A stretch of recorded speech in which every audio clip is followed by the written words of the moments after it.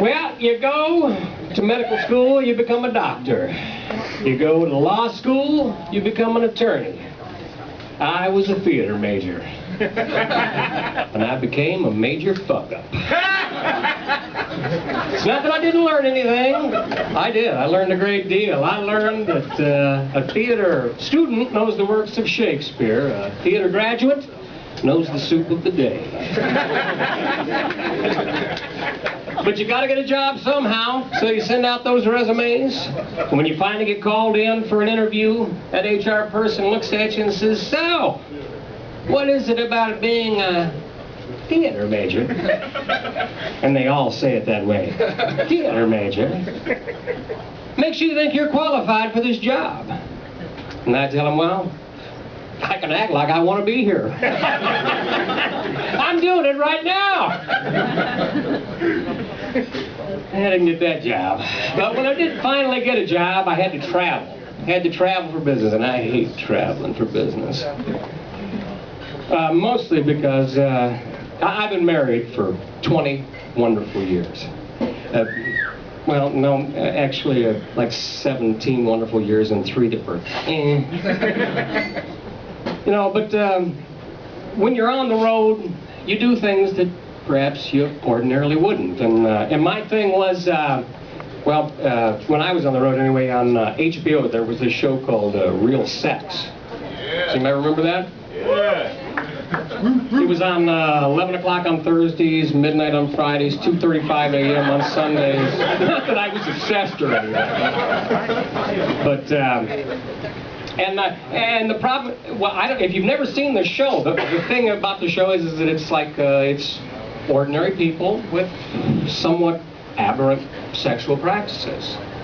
Well, not that they would say that. They call it a lifestyle choice. Lifestyle choices. See, now, when I think of lifestyle choices, I think of ranch versus colonial, city versus country, paper versus plastic. Not whether or not I want to go on television with a bottle up my ass, but, you know, that's... It's a very personal choice. But, the problem with this show is that you watch it long enough, and then some things begin to seem, I don't know, kind of normal. And once they seem kind of normal, well, it seems kind of erotic. So from there, it's a very short step to you coming home some weekend and, you know, maybe mentioning one of these things. And that's what I did. I slipped into bed beside my wife and said, "Hey, baby, don't you think it's about time we invited another woman into our bed?"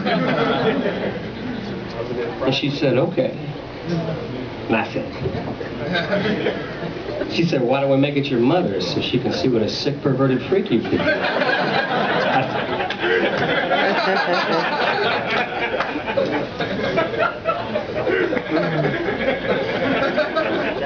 And that's when I realized that there's an opportunity for a whole nother show.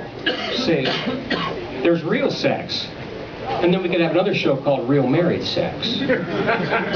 See, on real sex, you've got 3 people in a bed. Real married sex, you also have 3 people in a bed, but that's because the little one in the middle peed in their own bed. Real sex has, you explore the fantasy of the master-slave relationship. Real married sex, you explore the fantasy of both of you shaving on the same day. Real sex has a woman having an orgasm from tantric sex. Real married sex has a woman having an orgasm because her husband emptied the dishwasher. Folks, that's my time. Thank you very much.